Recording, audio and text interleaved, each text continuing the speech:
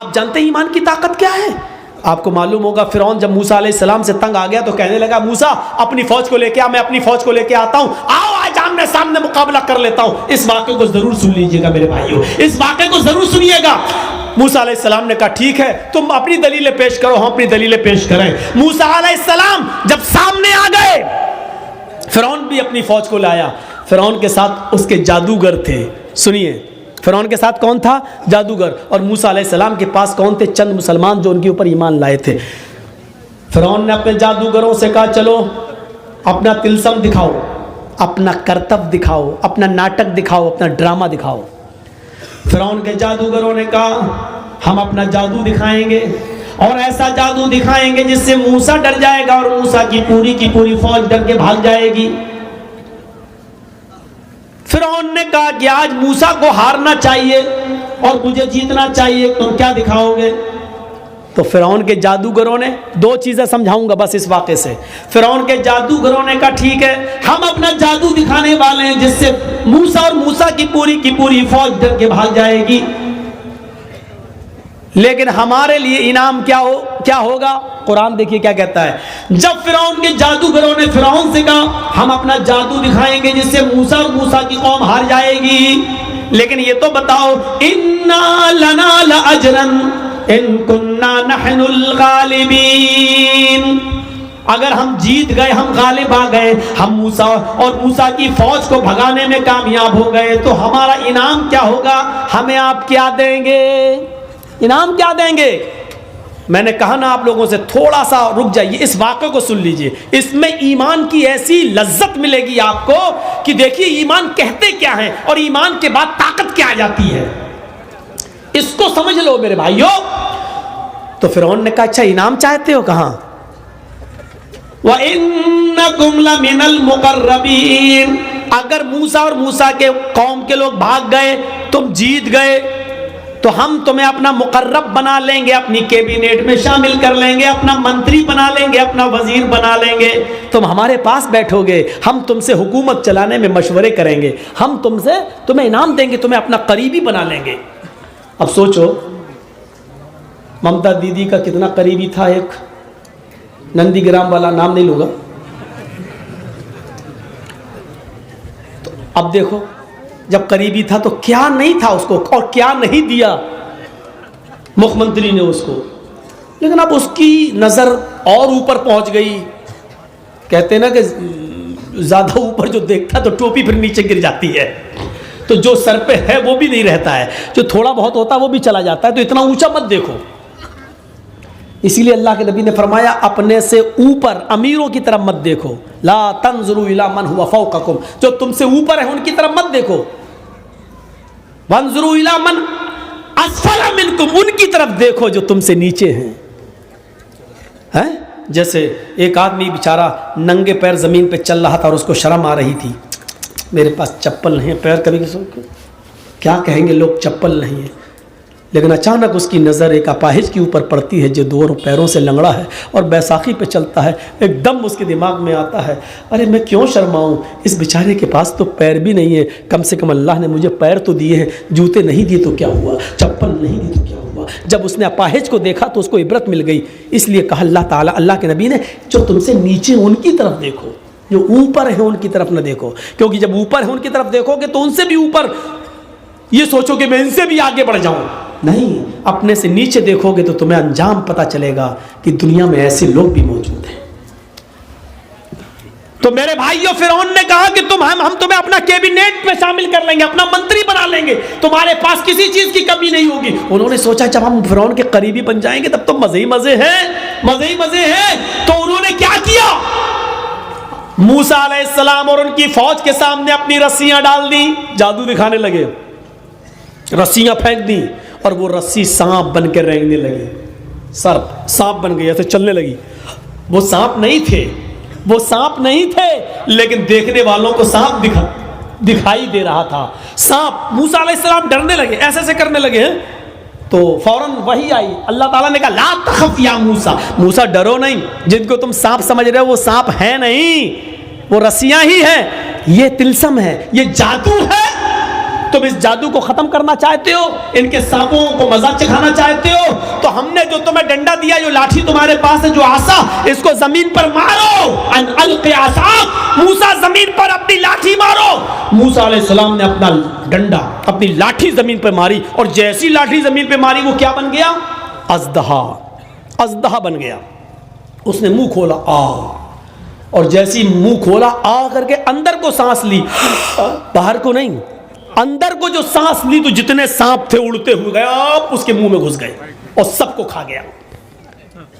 جادوگر یہیں سے سمجھ گئے فرعون کے, ہم نے جو دکھایا وہ نقلی مال تھا, فرعون نے جو دکھایا وہ اوریجنل تھا. ہم نے جو دکھایا وہ ڈھونگ تھا, موسیٰ نے جو دکھایا وہ اوریجنل تھا. فیکٹ, فیک نہیں, فیکٹ تھا, سچائی تھی, ٹروتھ تھا اس کے اندر, سچائی تھی. ہم نے جو دکھایا وہ پول کھل گئی میری. موسیٰ نے جو دکھایا اس کے اندر, اگر ہم نے موسیٰ کے مقابلے میں کچھ دکھانے کی کوشش کی تو ہم ہی کو منہ کی کھانی پڑے گی اور ہم ہی ذلیل ہو جائیں گے. اس کا کوئی توڑ نہیں ہے, کیونکہ جادو کا اور حقیقت کا کوئی مقابلہ نہیں ہے. جب فرعون کے ماننے والے اور درباریوں نے ان نے دیکھا کہ ہمارے سانپوں کو, ہماری رسیوں کو پھر موسیٰ علیہ السلام کے ڈنڈے کے دوارا بنے ہوئے اژدہے نے کھا لیا ہے, تو اسی وقت وہ چیخ پڑے اور کیا کہنے لگے. معلوم ہے ان کی زبان سے کیا نکلا؟ ان کی زبان سے جو جملے نکلے وہ جملے یہ تھے, آمنا برب العالمین رب موسیٰ و ہارون. ہم اللہ رب العالمین پر ایمان لائے, اس رب پر جو موسیٰ کا رب ہے اور جو ہارون کا رب ہے. سمجھ گئے آپ؟ ابھی تک کافر تھے, لیکن حقیقت دیکھنے کے بعد کیا ہو گئے؟ مومن. اب دیکھیے, ایمان لے آئے.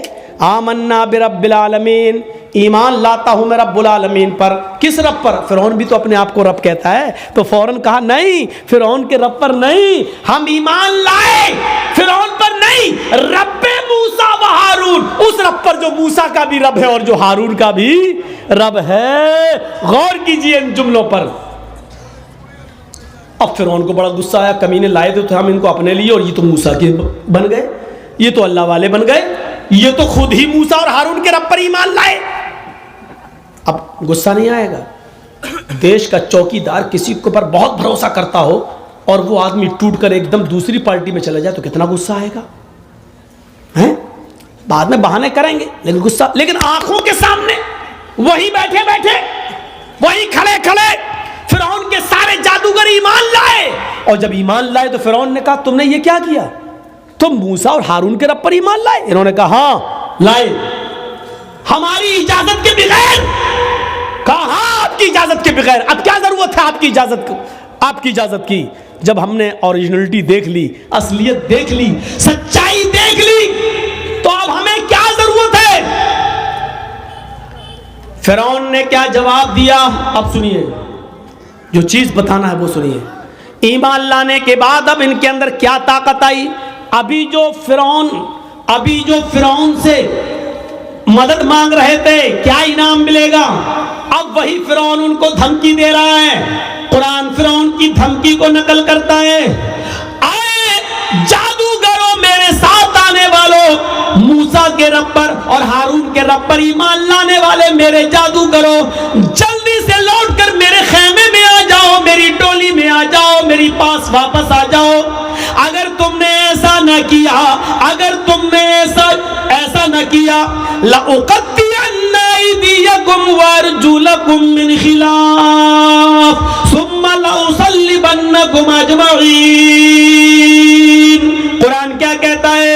فرعون دھمکی دیتا ہے, اگر تم نے موسیٰ اور ہارون کے رب کو نہ چھوڑا, لَأُقَطِّعَنَّ أَيْدِيَكُمْ وَأَرْجُلَكُمْ مِنْ خِلَافٍ, ابھی یہی سب کے سامنے ہم تمہارے ہاتھوں کو اور پیروں کو کٹوا دیں گے, ہم ان کے ٹکڑے ٹکڑے کر دیں گے. من خلاف, مخالف سمتوں سے. مخالف سمت سے مطلب سمجھ رہے ہیں؟ اگر سیدھا ہاتھ کاٹیں گے تو الٹا پیر, اور اگر الٹا ہاتھ کاٹیں گے تو سیدھا پیر. رائٹ ہینڈ کاٹیں گے تو لیفٹ پیر, اور اگر لیفٹ ہینڈ کاٹیں گے تو رائٹ پیر. ہم آج ہی ابھی تمہارا مختلف سمتوں سے الٹے سیدھے جہت سے ہم تمہارے ہاتھ پیر کاٹ دیں گے. الفاظ کی زیادتی معنی کی زیادتی پر دلالت کرتی ہے. عربی زبان میں قطع یقطع کے معنی ہوتے ہیں کاٹنا, اور عربی زبان میں قطع یقطع کے معنی ہوتے ہیں ٹکڑے ٹکڑے کرنا. فرعون نے کہا ہم تمہارا ہاتھ پیر کاٹیں گے نہیں, لأقطعن أيديكم وأرجلكم, ہاتھوں کے ٹکڑے ٹکڑے کر دیں گے, پیروں کے ٹکڑے ٹکڑے کر دیں گے, یعنی قیمہ قیمہ کر دیں گے.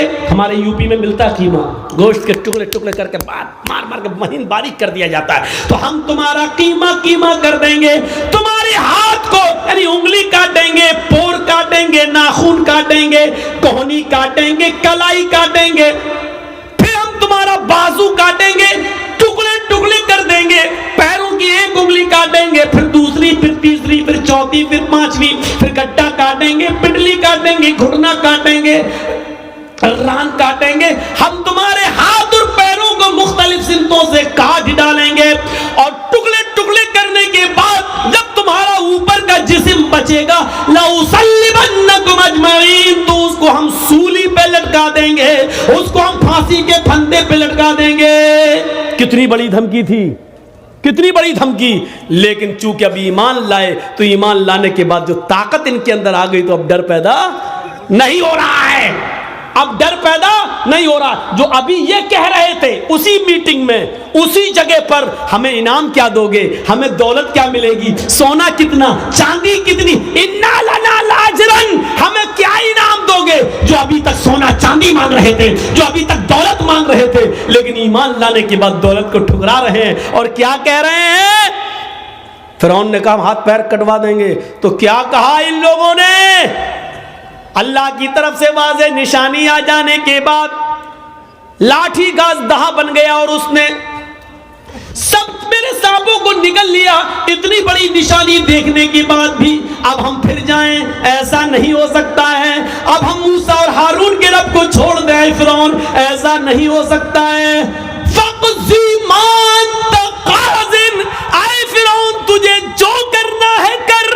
ایمان کی طاقت دیکھیے, ایمان کی طاقت دیکھیے. فَقْضِ مَا أَنْتَ قَاضٍ, اے فرعون تجھے جو کرنا ہے کر لے, جو کرنا کر. ہاتھ کاٹ, پیر کاٹ, انگلی کاٹ, گھٹنا کاٹ, کلائی کاٹ, کوہنی کاٹ, جو کرنا کر. سولی دے, پھانسی پہ لٹکا, جو کرنا کر.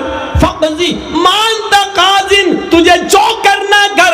إِنَّمَا تَقْضِي هَذِهِ الْحَيَاةَ الدُّنْيَا, اے فرعون تو صرف مجھے اس دنیا میں سزا دے سکتا ہے, اس دنیا میں موت کے گھاٹ اتار سکتا ہے, لیکن آخرت میں تو میرا مالک نہیں ہے, آخرت میں تو مجھے سزا نہیں دے سکتا ہے.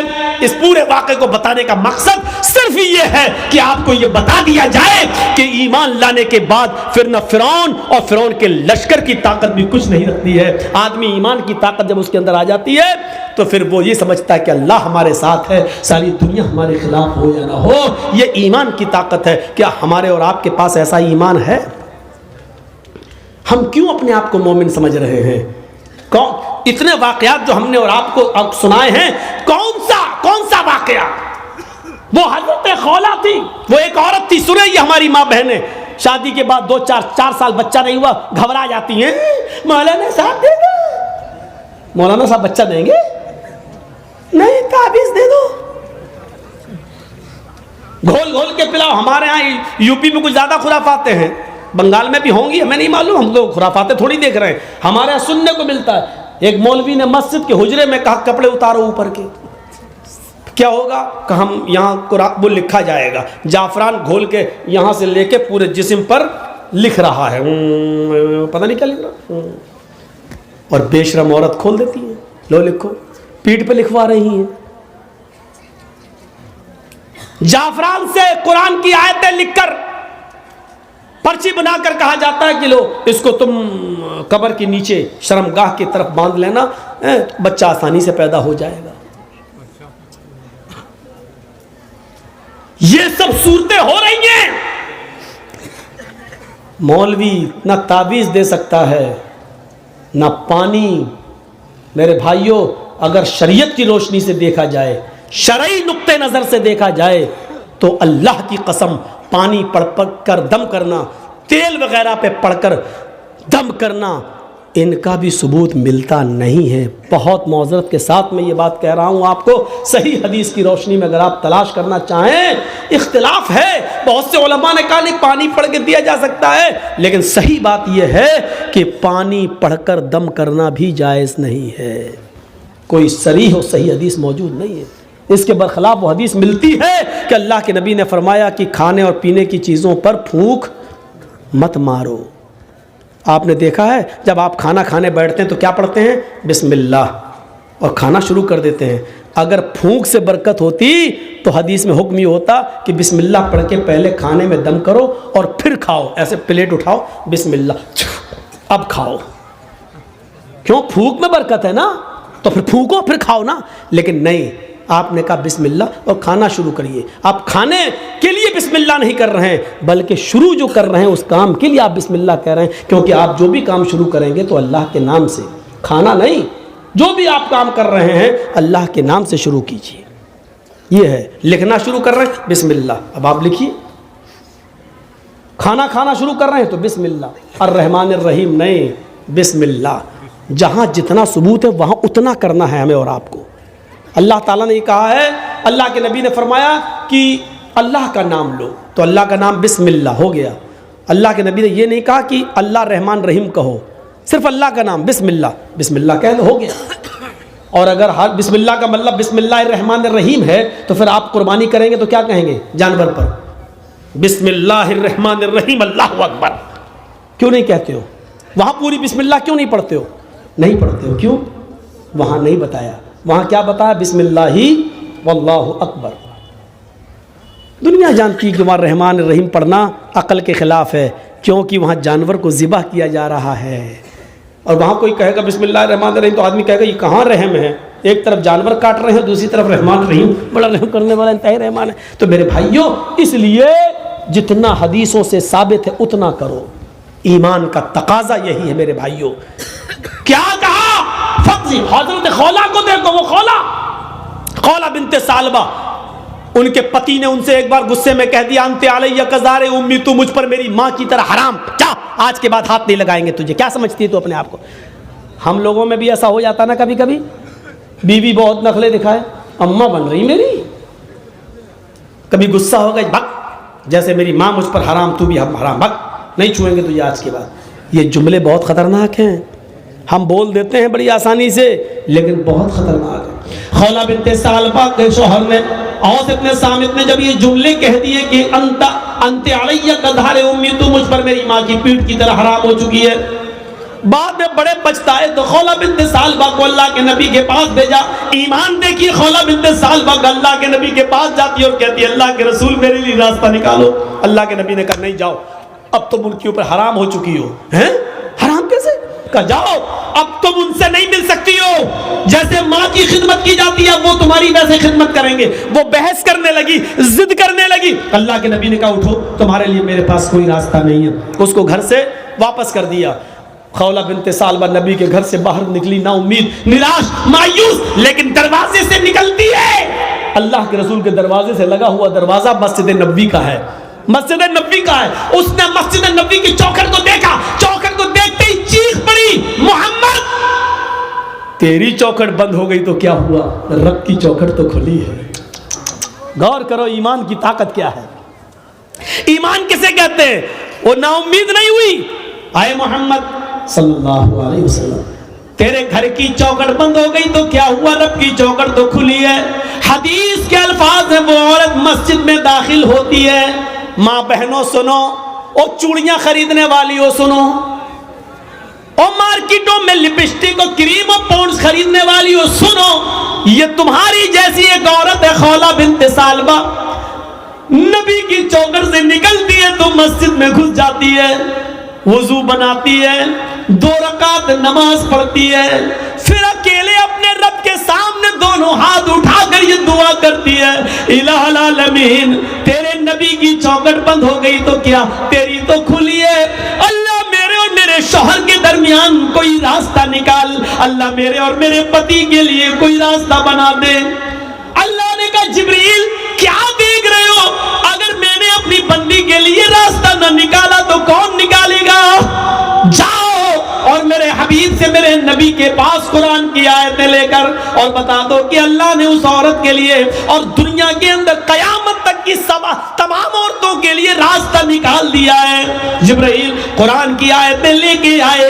اللہ کی قسم خولہ بنت ثعلبہ بھی مسجد کے اندر دعا مانگ رہی ہے، ابھی اس کے آنسو گر رہے ہیں، ابھی اس کے ہاتھ نیچے نہیں ہوئے، ابھی اس نے دعا مانگنے کے بعد ابھی ختم نہیں کی، وہ دعاؤں میں روانی جاری ہے، وہ دعا پہ دعا مانگی جا رہی ہے۔ اور یہاں جبریل یہ آیتیں لے کے نازل ہوتے ہیں، قد سمع اللہ قول التی تجادلک فی زوجہا وتشتکی الی اللہ۔ اللہ نے اس عورت کی بات کو سن لیا، اللہ نے اس لیڈی کی بات کو سن لیا، اللہ نے اس عورت کی گفتگو کو سن لیا جو آپ سے بحث کر رہی تھی، تجادلک فی زوجہا، جو آپ سے بحث کر رہی تھی، جو آپ سے ڈیبیٹ کر رہی تھی، جو آپ سے لڑ رہی تھی اپنے ہسبینڈ کے بارے میں، وہ تشتکی اللہ، اور جب آپ نے اس کو بھگا دیا، ہٹا دیا، گھر سے باہر کر دیا، تو وہ اللہ سے بھی فریاد کر رہی، وہ تشتکی اللہ، وہ اللہ کو بھی پکار رہی، یعنی دعا کر رہی ہے۔ اللہ نے اس عورت کی بات کو سن لیا ہے، جاؤ اے نبی اس عورت کو بلاؤ، اور اس ایک عورت کے لیے میں نے قیامت تک کی ساری عورتوں کے لیے مسئلہ بدل دیا ہے۔ کہو جو لوگ اپنی بیویوں کو اپنی ماں کی طرح کہہ لیتے ہیں، حرام کر لیتے ہیں، وہ اپنی بیوی بنا سکتے ہیں دوبارہ، لیکن دوبارہ بیوی بنانے سے پہلے ایک غلام آزاد کرنا پڑے گا۔ ایک غلام آزاد کرنے کی طاقت نہ ہو تو 60 روزے مسلسل پے در پہ رکھنا پڑیں گے، کنٹینیو ریگولر، اور 60 روزے بھی رکھنے کی طاقت نہ ہو تو 60 مسکینوں کو کھانا کھلانا پڑے گا، 60 فقیروں کو یہ 3 میں سے کوئی ایک کام کرنا ہوگا ترتیب سے۔ اگر غلام آزاد کرنے کی طاقت ہو تو پہلے غلام، یہ نہ ہو تو 60 روزے رکھنے کی طاقت نہ ہو تو 60 مسکینوں کو، فقیروں کو کھانا کھلائیں، اور پھر وہ تمہاری بیوی، یہ سزا کے طور پر۔ لیکن راستہ تو نکالا، پہلے تو راستہ ہی نہیں تھا لیکن بعد میں راستہ تو نکال دیا، کم سے کم سزا متعین کر کے، اور سزا اس لیے متعین کیا تاکہ ہر وقت ہر آدمی اپنی بیوی کو اپنی اماں کی طرح حرام نہ کرتا رہے اپنے اوپر، اس لیے یہ سزا متعین کر دی۔ تو میرے بھائیوں، خولہ بنت ثعلبہ کا ایمان دیکھو، نبی کی چوکھٹ سے باہر تو کہتی ہے نبی تیری چوکھٹ بند ہوئی تو کیا، رب کی چوکھٹ تو کھلی ہے۔ یہ ایمان کی طاقت ہوتی ہے۔ یہی خولہ بنت ثعلبہ جب لاٹھی ٹیک کر چلنے لگی، بہت بوڑھی ہو گئی، کمر سیدھی نہیں ہوتی تھی، لاٹھی لے کے چلتی تھی، تو ایک دن حضرت عمر فاروق گھوڑے پر جا رہے تھے، خولہ بنت ثعلبہ نے کہا عمر گھوڑے سے نیچے اتر، میری بات سن۔ حضرت عمر گھوڑے سے نیچے اتر گئے اور خولہ بنت ثعلبہ کے پاس پہنچ گئے پیدل، اور نیچے جھک کر کہتے ماں کیا کہتی ہو؟ سنایا، کچھ بات بولے ہی۔ حضرت عمر فاروق واپس آئے، لوگوں نے کہا امیر المومنین ایک معمولی عورت کے لیے آپ گھوڑے سے اتر گئے، ایک معمولی عورت کے لیے آپ گھوڑے سے اتر گئے اور اس کے پاس جا کے جھک کر اس کے کان پہ اپنے کان لگا دیے اس کے ہونٹوں سے۔ آپ کہہ سکتے تھے میرے دربار میں ایک معمولی عورت کے لیے آپ گھوڑے سے اتر گئے۔ حضرت عمر فاروق روتے ہوئے کہتے ہیں نہیں، اس کو معمولی عورت مت کہو، یہ معمولی عورت نہیں ہے۔ جب نبی کا دروازہ بند ہو گیا تو اس عورت کی گفتگو کو عرش والے نے عرش پہ سنا ہے۔ یہ معمولی عورت نہیں ہے، جس کی زبان سے نکلنے والی دعا کو اللہ بھی ریجیکٹ نہیں کر سکا، اللہ نے اس کی دعا عرش پر قبول کی۔ عمر کی کیا مجال جو اس کی بات کو سننے کے لیے گھوڑے سے نہ اترے، عمر کی کیا ہمت جو اس کی بات کو سننے کے لیے گھوڑا نہ چھوڑے۔ ارے جب اللہ نے اس کی بات کو ریجیکٹ نہیں کیا تو عمر اس کی بات کو ریجیکٹ کیسے کر سکتا ہے؟ جب 7ویں آسمان کے اوپر اللہ نے اس کی بات کو سنا تو عمر اس کی بات کو کیسے منع کر سکتا ہے، کیسے نہیں سن سکتا ہے؟ میرے بھائیوں، یہ ایمان کی طاقت تھی، ایمان کی طاقت، یہ ایمان کی طاقت ہمیں اور آپ کو اپنے اندر پیدا کرنا ہے۔ پورا خطبہ میرا ایمان کے تعلق سے رہا ہے، اور پھر وہی لاسٹ میں وہی بات وَلَا تَهِنُوا وَلَا تَحْزَنُوا وَأَنْتُمُ الْأَعْلَوْنَ إِن كُنتُم مُؤْمِنِينَ۔ اس ایمان سے اگر ہم اپنی بنیاد کو جوڑیں گے تو ہم ترقی کریں گے، بلندی پر جائیں گے، اور اگر اس ایمان سے اپنی بنیاد سے رشتہ اگر ہم ختم کر لیں گے تو پھر ہمیں ذلت ملے گی، رسوائی ملے گی، پتنگ کی طرح کٹ کر ہم زمین پہ گریں گے اور ہمیں نوچ ڈالا جائے گا۔ عام کی طرح ہم آسمان پر نہیں جائیں گے، ٹوٹ کر زمین پر گریں گے اور ہمیں کھا لیا جائے گا، ہمیں لقمہ بنا لیا جائے گا۔ ایسی دنیا کی ساری قومیں ہمارے اوپر پل پڑیں گی۔ ہم اللہ سے دعا کرتے ہیں کہ بار الہ ایمان ہمارے اندر پیدا فرما دے، ایمان کی مضبوطی ہمارے اندر پیدا فرما دے۔ اللہ ہمیں عقل اور شعور سے کام لینے کی توفیق عطا فرما، مصلحت ہمارے اندر پیدا فرما دے، ہر کام ہمیں حکمت کے ساتھ اور دانائی کے ساتھ کرنے کی توفیق عطا فرما۔ بار الہ جب تک ہم زندہ رہیں اسلام پہ ہمیں زندہ رکھنا، جب ہمارا خاتمہ ہو تو ایمان پر ہمارا خاتمہ فرمانا۔ وما علینا الا البلاغ المبین وآخر دعوانا الحمد للہ رب العالمین۔ السلام علیکم ورحمۃ اللہ وبرکاتہ۔